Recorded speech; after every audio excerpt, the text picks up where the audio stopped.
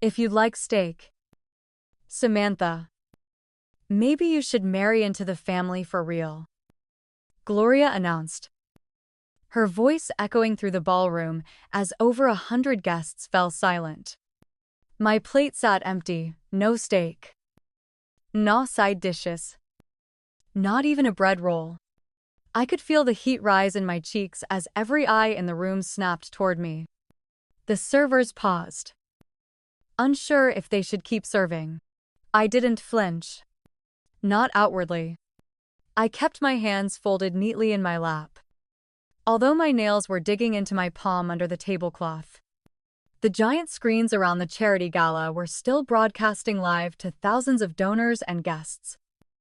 And the comments on the event's Instagram feed were already starting to blow up. On stage, Gloria, my mother-in-law and the undisputed queen of Manhattan's philanthropic scene, continued as if nothing had happened.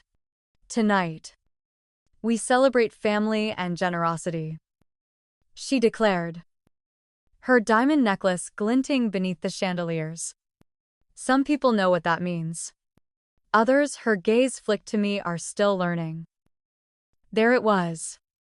The moment she decided to humiliate me, not just in private, not just in front of family, but in front of her entire world.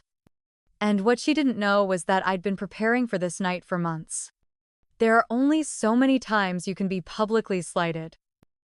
Only so many times you can swallow your dignity before you reach the breaking point. But before I get to the revenge, and trust me, there is revenge coming, let me introduce myself and explain how I got here. My name is Samantha Rivera. I'm 33 years old, a corporate attorney with a national law firm in New York. If you've ever fought your way up from nothing, if you've ever been made to feel like you didn't belong no matter how hard you worked, you'll understand how much that moment burned.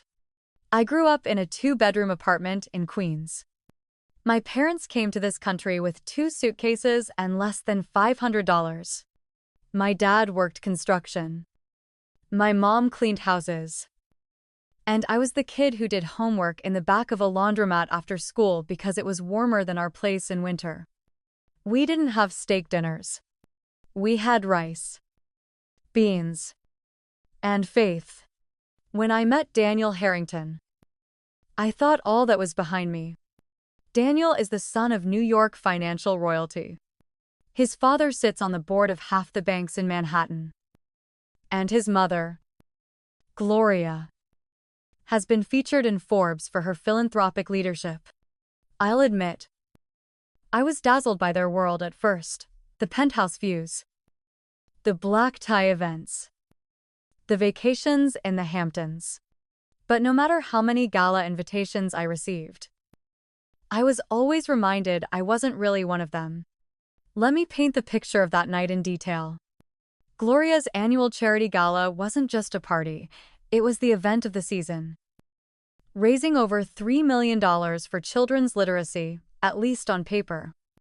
The entire upper crust of the city was there. And every move was scrutinized by reporters and donors.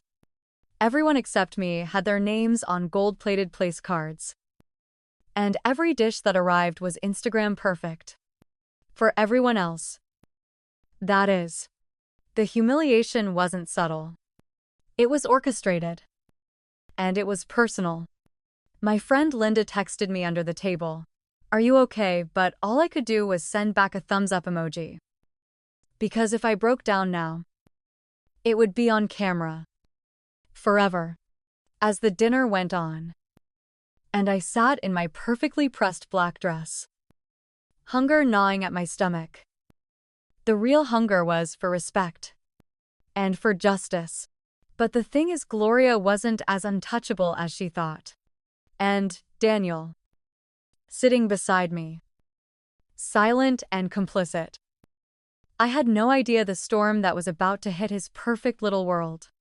Because what nobody in that room knew was that I'd been collecting evidence for months, emails, texts, even financial records, waiting for the right moment to reveal not just how they treated me, but what Gloria was really doing with those millions she so proudly fundraised. But I'll get to that. First, you need to know how it feels to be the outsider at your own table. How you can give everything to a family and still be told you don't belong. I thought hard work would be enough. I thought love would bridge the gap. But that night proved something else sometimes. You have to burn the bridge and watch who tries to follow. I never planned to marry into money. In fact, growing up, my only goal was to avoid eviction and help my little brother get through school. My parents, both from the outskirts of Guadalajara, had risked everything to bring us to America. When people talk about the American dream, they usually mean a house in the suburbs and a steady job. For us, it was health insurance, working, heating, and maybe, one day, eating in a restaurant with tablecloths. By the time I was 15, I was juggling 2 jobs after school shifts at a bakery, then cleaning offices with my mom. I studied on the subway, slept 4 hours a night, and learned early that people like us were invisible to most of New York. But I didn't want to stay invisible forever. Law school wasn't a dream, it was a battle plan. I went to community college first, then transferred to NYU on a partial scholarship. I racked up debt, worked in the legal aid office, and slowly climbed my way to a junior associate role in a mid-sized Manhattan firm. It wasn't glamorous, but it was honest, and every little win felt like a revolution. I met Daniel at a legal fundraiser when I was 29. He was charming, funny, and, most dangerously, he listened. For the first time, I felt seen.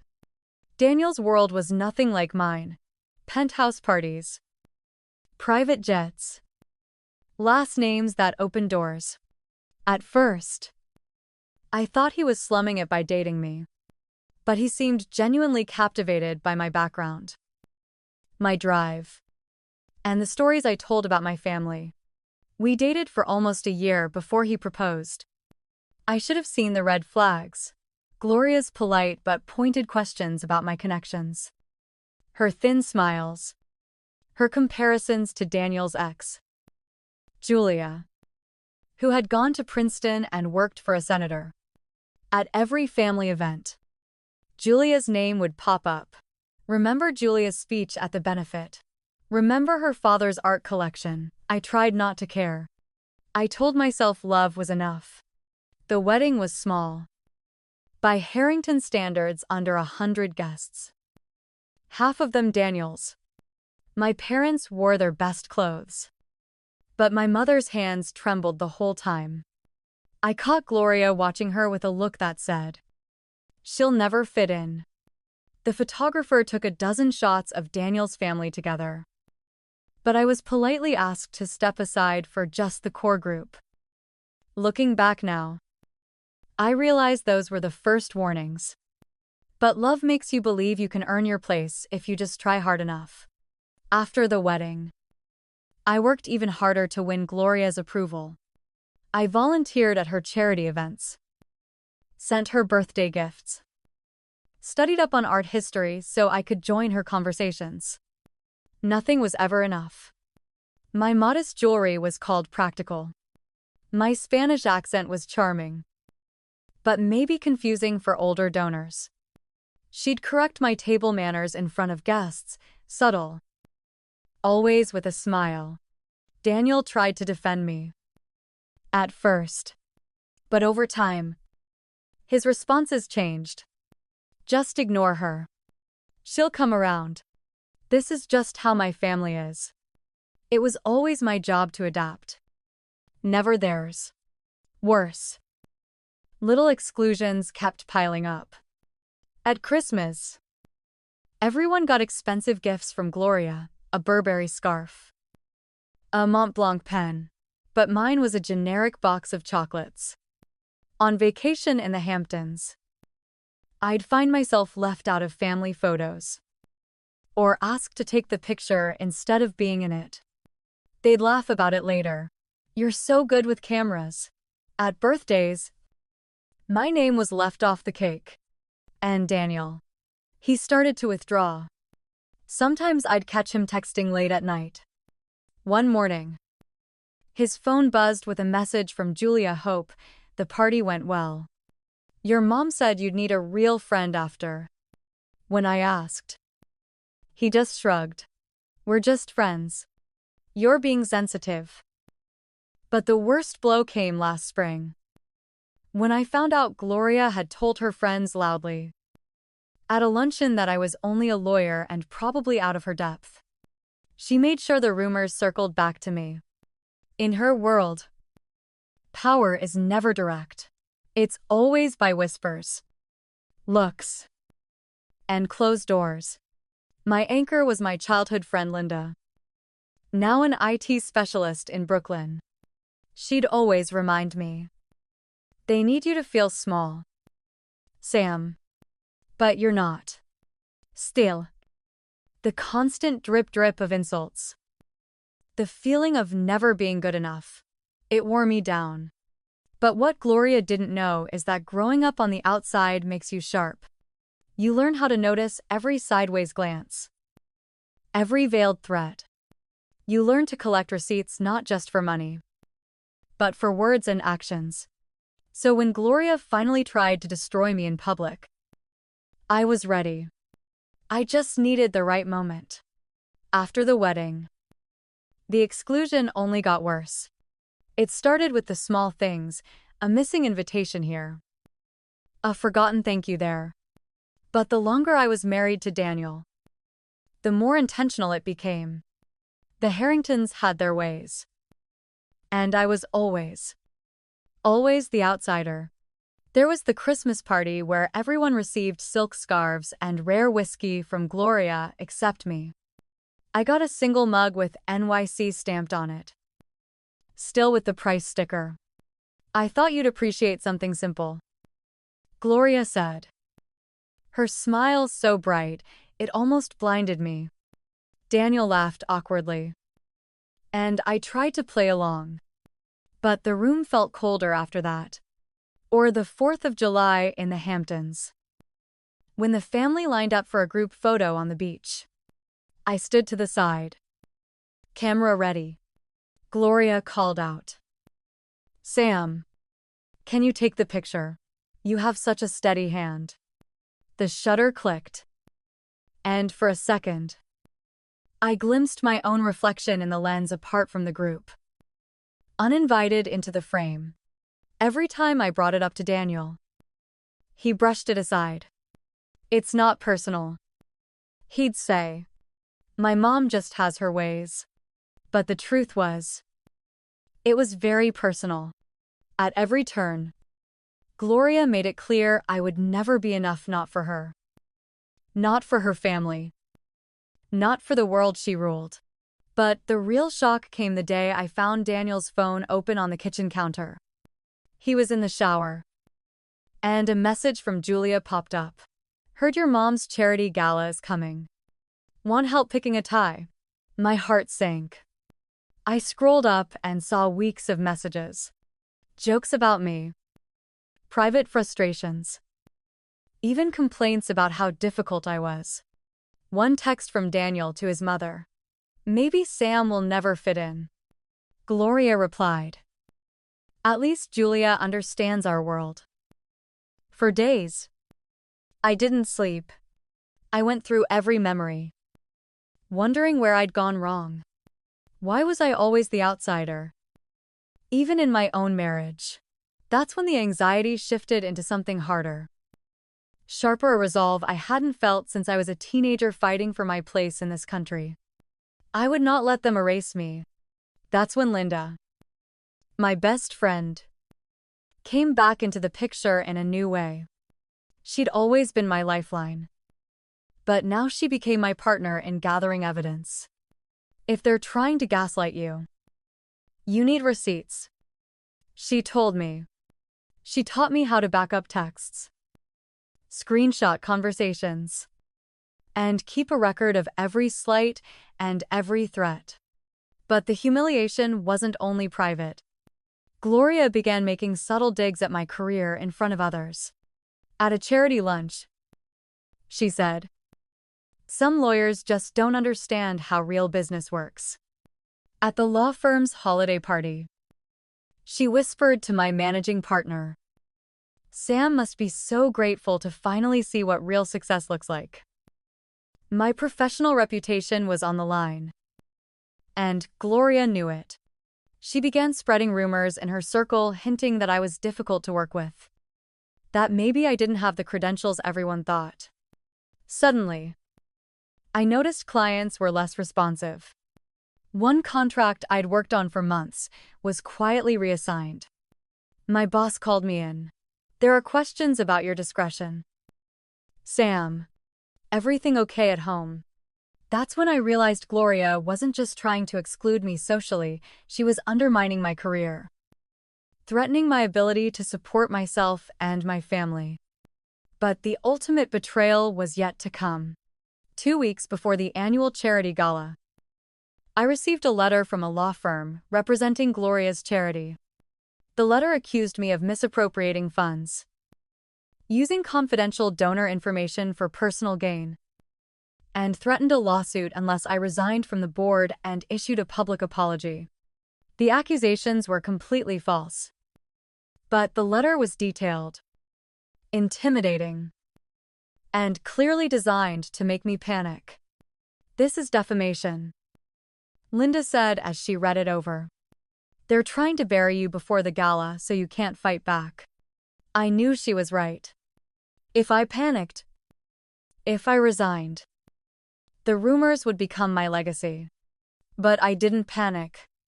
Instead, I began to fight back quietly. Methodically, Linda helped me dig through digital records, tracing how Gloria had moved money between accounts, hiding donations, making false entries in the books. We found emails where Gloria instructed the charity's accountant to round up numbers, quietly moving hundreds of thousands of dollars into personal trusts. At the same time, Maria, a journalist I'd met at NYU, reached out. She'd been following Gloria's charity for months, suspecting financial mismanagement. "If you have anything, now is the time," she said. "But only if you're ready for a war." The stakes were higher than ever. If I went public, I risked everything: my job, my reputation, even my marriage. But if I stayed silent, Gloria would win, and I would be erased from my own story. It was then that I found my resolve. Growing up, I'd watched my mother fight against a supervisor who tried to frame her for theft. She'd lost the job but kept her dignity. "People like us," she told me, "sometimes, all we have is the truth. Don't let them take that away." I decided to take her lesson to heart. But first, I needed to survive the charity gala, a night I knew would be Gloria's final attempt to humiliate me. What nobody knew was that I was coming prepared, armed with more than just a polite smile. And as the day drew closer, I could feel the tension growing, like the air before a summer storm. I wasn't sure what would happen, but I was determined not to let Gloria write the ending of my story. The days leading up to Gloria's charity gala were the longest of my life. Every morning I woke up with a knot in my stomach, never knowing what new attack would come next. Word was spreading in the legal community about the conflict in the Harrington family. Old friends were suddenly too busy to meet for coffee. My managing partner started checking in on my cases more often, clearly concerned about the whispers that were circling. Linda and I worked late into the night, piecing together the digital trail Gloria had tried to cover up. "She's not as smart as she thinks," Linda said, her eyes fixed on her laptop screen as she dug through cloud storage backups. "Look at this. These are transfers from the charity's main account to a personal trust in the Caymans. These don't match the public records at all. She highlighted one transaction over $700,000, marked as outreach expenses, had landed in an offshore account owned by a shell company registered in Gloria's maiden name. We printed everything, organized it chronologically, and saved digital copies in multiple secure locations. Maria, the journalist, came to my apartment one evening, her notebook already half full of names and dates. "This is the kind of thing that brings down empires," she said quietly. "But you need to be ready for the fallout. Gloria will fight dirty. She has friends everywhere." We were careful encrypted emails, burner phones, meeting only in public places. If anyone in Gloria's world suspected what we were doing, I knew they would shut us down or spin another lie before the truth could ever come out. All the while, Daniel grew distant. He barely spoke to me at home, choosing late nights at the office over dinner. Once, I overheard him talking on the phone in the den. "Mom, she's not backing down. I don't know what to do. Just handle it, please." When he realized I was listening, he looked at me with a mixture of pity and annoyance. "You're blowing this way out of proportion, Sam. None of this is worth destroying the family over." But I knew it was. For me, it was about justice, not revenge. At least that's what I kept telling myself. But as the evidence stacked up, I couldn't ignore the tiny flame of satisfaction burning in my chest. For every slight, every exclusion, every cruel smile Gloria had given me, there was a part of me that wanted her to feel the consequences not just quietly, but publicly. Meanwhile, Maria had arranged for a forensic accountant to review the documents we'd found. Within days, the expert confirmed what we suspected: the transfers were fraudulent. The books had been cooked, and the total amount missing over the years was more than $1 trillion. "This isn't just mismanagement," the accountant told me. "This is criminal." The morning before the gala, I met with my own attorney. We discussed a plan: how to present the evidence, how to protect myself legally, and how to prepare for the media storm that would surely follow. "If Gloria retaliates, we're ready," my attorney assured me. "But once this is public, it will never be private again. You need to decide if you're prepared for that." I thought of my parents, who had risked everything for a better life. I thought of every woman who'd ever been told to be quiet, to stay in her place, to accept less than she deserved. I thought of the little girl I used to be, doing homework by the glow of a laundromat's vending machine, dreaming that one day I would matter. By the night of the gala, the plan was set. Linda would monitor the charity's social media live streams and be ready to upload evidence to a secure cloud account if anything happened to me. Maria would attend as a guest, ready to ask pointed questions and record any suspicious behavior. My lawyer would be on call, and prepared to file a lawsuit or request an injunction if Gloria tried anything at the event. I wore a simple but elegant black dress, nothing flashy, but it made me feel strong. Before I left the apartment, I looked at myself in the mirror and whispered, "You belong here. No one can take that away." For the first time in months, I believed it. The ballroom was dazzling when I arrived. Crystal chandeliers, white linen tablecloths, a string quartet playing Vivaldi. Gloria was at the center of it all, greeting donors and posing for photographs. Every inch, the perfect hostess. Daniel was at her side, his expression unreadable. As I took my seat at the long head table, I noticed my name had been switched with Julia's on the seating chart. Gloria looked at me, her lips barely moving. Mistakes happen. Samantha, why don't you find another seat? But I didn't move. Instead, I smiled, cool and polite, and stayed where I was. If she wanted a show, she was about to get one. The first course was served lobster bisque for everyone except me. The server paused at my spot. Uncertain. Gloria waved her hand. She has dietary restrictions. Don't worry. I stared at the empty bowl. My appetite long gone. But I didn't come for food. I came for justice. When Gloria stood to deliver her annual speech thanking donors, boasting about the millions raised, and the children helped, I waited until she mentioned my name. And my wonderful daughter-in-law, Samantha, who has always supported our mission. The hypocrisy burned. I rose, my voice steady. I do support the mission, Gloria, but I also support honesty and transparency. And tonight, I have something to share with everyone here.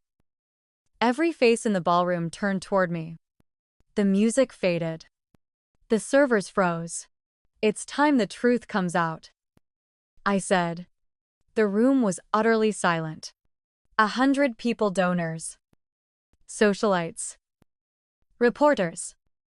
Even the catering staff watched me as I reached into my purse and pulled out a slim folder. My hands weren't shaking. For the first time in months, I felt perfectly calm. Transparency is at the heart of any good charity. Right, I said, looking directly at Gloria. Her face didn't change, but I saw a flash of fear in her eyes. So let's talk about where the money really goes. I handed the folder to Maria, who had slipped up to the stage with her press badge visible. Maria opened it and began to read aloud. Over the past 3 years, more than $1 trillion was transferred from the Harrington Foundation to private trusts and offshore accounts, not disclosed in the charity's official tax filings. Gasps and whispers spread through the room like wildfire. Daniel's face went pale. Gloria stood frozen, her smile cracking. I pressed on, my voice unwavering. We have emails, bank statements, and detailed transaction logs. Every transfer, every hidden account, every fake invoice. And, just so we're all clear, I've already shared these documents with a financial crimes investigator and a journalist. Maria nodded, holding up her phone. And copies have been sent to the authorities, including the Internal Revenue Service and the Federal Bureau of Investigation. Gloria tried to cut in. This is slander. Samantha is confused. She's always been unstable. Maria interrupted, her voice cool and professional. These documents have already been verified by an independent forensic accountant. And as of tonight, the charity's accounts are frozen, pending investigation. The donors erupted in outrage. A prominent board member, once Gloria's closest ally, stood and demanded an explanation. Reporters in the crowd were already live tweeting every detail. But the worst wasn't over. I turned to Daniel, who sat motionless, his mouth slightly open. And as for you, I said softly, I have your texts and emails as well. Every message to Julia. Every conversation with Gloria about getting rid of me. You lied to me. You helped cover up your mother's crimes. And you tried to make me believe I was crazy. There was a collective gasp as Maria held up a phone and read, maybe Sam will never fit in. At least Julia understands our world. Julia herself was in the room, and the attention turned to her. She shrank into her chair, mortified. For years, she'd been Gloria's secret weapon, the perfect woman I was always compared to. Now, She was revealed as a co-conspirator in their scheme. Gloria's composure collapsed. She lunged for the microphone. But security intervened. "You're making a terrible mistake," she shrieked. "You'll regret this. You'll be nothing, nothing without us." I let the words hang in the air. I didn't answer. I didn't need to. The truth was already out. As security escorted Gloria and Daniel out, the guests broke into a cacophony, some shouting questions, others quietly deleting Gloria's number from their phones. Maria recorded the chaos, her phone camera capturing the end of an era. The aftermath was swift. That night, social media exploded with hashtags like charity fraud and Harrington scandal. News outlets ran with the story. Gloria's board positions were suspended. The Internal Revenue Service and Federal Bureau of Investigation confirmed the opening of a criminal investigation into the foundation's finances. Daniel tried to call me from a hotel room that night. I didn't answer. He sent messages, apologies, explanations, desperate pleas for me to protect the family's reputation. I blocked his number. For the first time in my life, I didn't feel alone. The community reached out, strangers, other women in law, first-generation Americans who'd seen their own work dismissed by powerful people. My law firm issued a statement supporting me. And within a week, I had 3 job offers from other firms who wanted someone fearless. The best part, I did it all without screaming, without losing my cool, without lowering myself to Gloria's level. Quiet revenge is the loudest when it's delivered calmly, with receipts. But my fight wasn't just about revenge. It was about reclaiming my voice, my dignity, and my future. The story wasn't over. But for the first time, I was writing it myself. The fallout from that night was immediate and ruthless. By the next morning, my name was trending alongside Gloria's, hers in shame. Mine in headlines that read, "Whistleblower daughter-in-law destroys charity queen." The phone rang nonstop. News vans parked outside the Harrington mansion. Paparazzi followed Daniel from his luxury apartment to his office, only to be turned away by building security. Within 48 hours, Gloria was suspended from every nonprofit board she served on. Her face disappeared from the charity's website.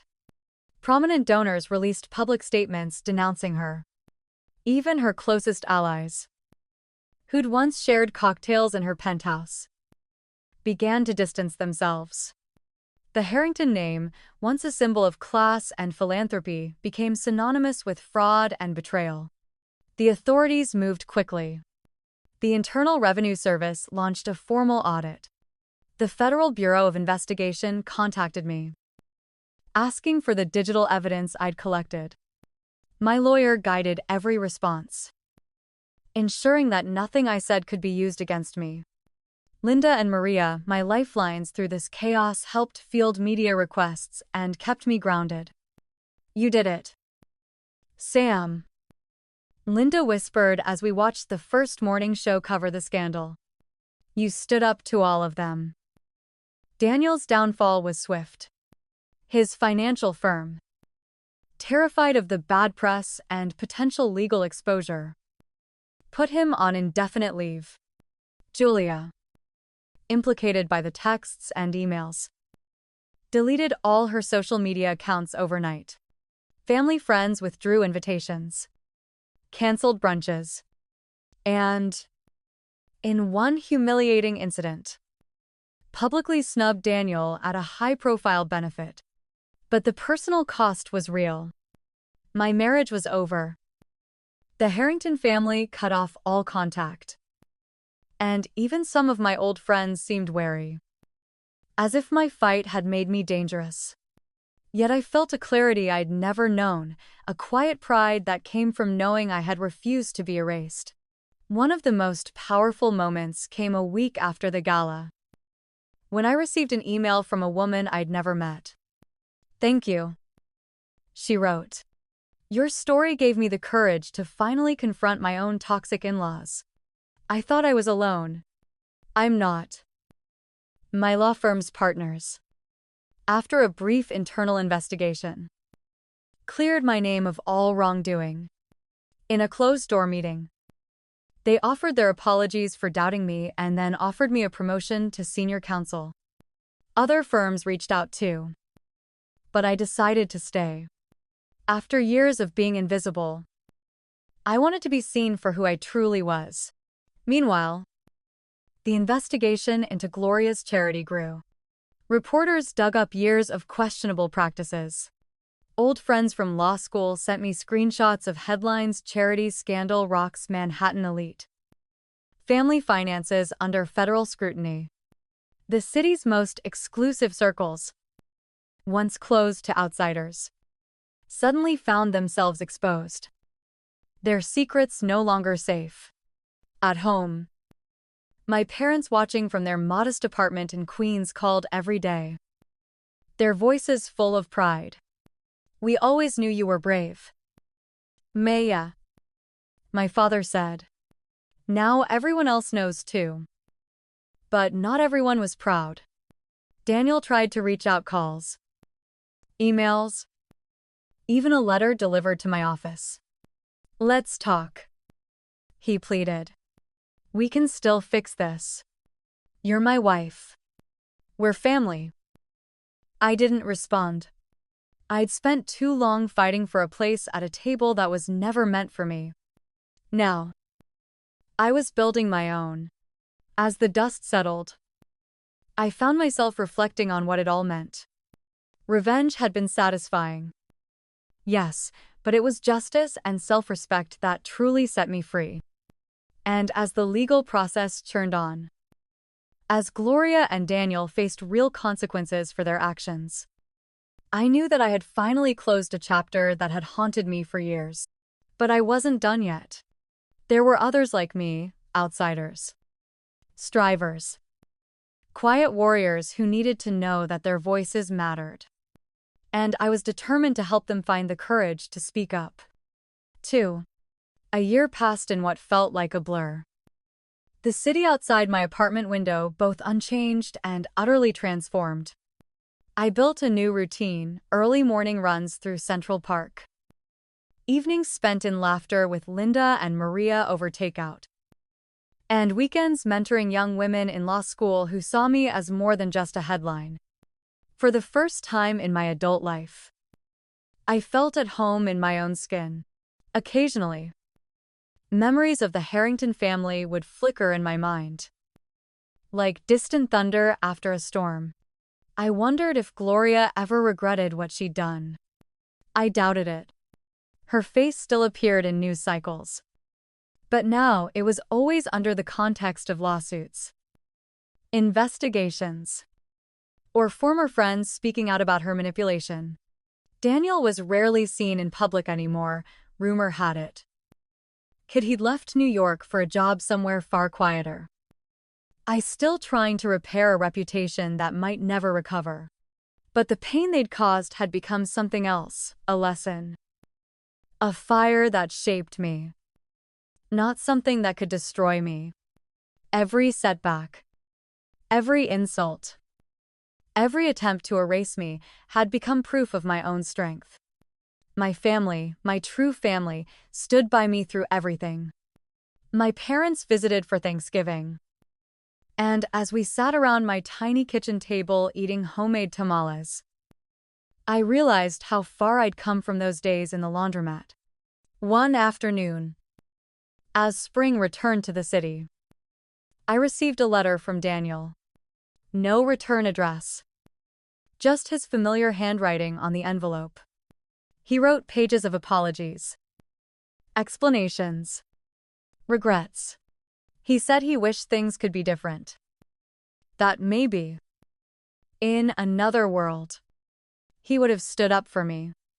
The words felt hollow. Too little. Too late. I drafted a reply but never sent it. Instead, I closed my laptop and called Linda. Do you ever regret fighting back? I asked her. She laughed. Not once. You taught all of us how to stop being silent. Sam. Maria published a feature story that month, a deep dive into the Harrington scandal, but also a celebration of women who had exposed fraud and corruption in powerful families. She included my story. But let me have the last word. Sometimes the best revenge isn't winning, it's walking away with your dignity intact. There were still hard days. Occasionally, I'd feel a pang of loneliness or wonder if the cost of speaking out was too high. But every time I helped another young lawyer push back against bullying or exclusion, I knew it was worth it. I ended up taking that promotion at my firm. But I kept my work-life boundaries stronger than ever. My colleagues treated me differently now, with a respect that came not from my last name or who I married, but from who I chose to be. When people ask about my past, I don't hide it. I share my story, the good, the bad, and the humiliating. Sometimes people ask if I'd ever forgive Daniel or Gloria. I say forgiveness is complicated. I don't wish them harm. But I don't owe them anything, not my silence, not my sympathy, not my seat at their table. As for the future, I still believe in justice. I believe in the power of speaking up, even when your voice shakes. And I believe, more than anything, that no one should let someone else define their worth. So, for anyone listening who's ever felt like an outsider or been pushed to the edge by people who thought they could erase you, I see you. And if you're waiting for someone to give you permission to fight back, let this be it. You are enough. Your story matters. And sometimes, justice looks exactly like living well. I'll leave you with this. Would you forgive? Or would you finish them? What would you have done in my place? Comment below and let me know. Your voice might just be the spark for someone else's courage. Months slipped by, and the world kept spinning. But the ripple effects of what happened at Gloria's charity gala continued to surface in unexpected ways. The Harrington Foundation never recovered, its board dissolved. Its remaining funds redistributed to real causes by court order. Gloria faced legal consequences, including a hefty fine and a lifetime ban from running any nonprofit. She tried to salvage her reputation with public apologies, but her legacy was now a warning, not an inspiration. Daniel faded into obscurity, quietly taking a job in a city where no one recognized his name. Occasionally, I'd hear from mutual acquaintances. Always some version of, "He wishes you the best." But by then, I'd let go of needing closure from people who had never truly seen me. Instead, I focused on building something lasting, not for recognition, but for my own peace. The young women I mentored began to thrive, winning scholarships and job offers. And every small victory felt more meaningful than any fancy gala ever had. Linda launched her own cybersecurity consultancy, specializing in helping whistleblowers protect themselves. Maria's exposé on elite charity fraud became required reading in journalism schools. Her byline, now synonymous with integrity, I received speaking invitations, appeared on talk shows, and was even interviewed for a podcast series about quiet revolutionaries, ordinary people who changed everything by refusing to stay silent. At first, I hesitated. I wasn't comfortable being the center of attention. But as I listened to others share their stories, I realized how much power there was in honesty and how badly people needed examples of quiet, determined resistance. My favorite invitation came from a legal aid group serving immigrant women. One evening, I stood in a room full of women from all over the world, and I told them my truth. I shared how I'd once felt small and unworthy, how humiliation and exclusion could grind you down, but also how standing up for yourself, even quietly, could change everything. Afterward, a young woman approached me, eyes shining. I thought I was alone. She whispered, "But if you can do it, maybe I can too." That moment meant more to me than any courtroom win or viral headline. Looking back, I don't regret any of it, not even the pain. If I'd kept my head down, played the good daughter-in-law, I would have lost myself trying to please people who never planned to accept me. Instead, I learned that sometimes the best kind of revenge isn't public humiliation or destroying reputations. It's living on your own terms. Building a life so full and honest that no one can ever make you feel small again. I still keep copies of the evidence, the emails, the bank records, even a screenshot of that empty plate at the gala stored away not for vengeance, but as a reminder, your story is yours to write. No one else gets to hold the pen. And if you're listening now, waiting for a sign that it's okay to walk away, to set boundaries, to demand respect, this is it. You don't have to shout. You don't have to become someone you're not. Sometimes, the quietest voices make the deepest impact. People will always try to define you by your worst day or your greatest scandal. But you get to decide who you are when the dust settles. And you get to choose whether your story ends with defeat or with dignity. I am Samantha Rivera. I am more than the family that tried to break me. I am more than the humiliation I endured. I am my mother's courage, my father's work ethic, my own relentless will to survive. And I am not done yet. So, what would you do if you were in my place? Would you forgive? Or would you finish them? Tell me below. I read every single comment. And your voice just might be the one that inspires the next person who needs to hear this. Thank you for listening, for believing, and for reminding me that quiet revenge is sometimes the loudest victory of all.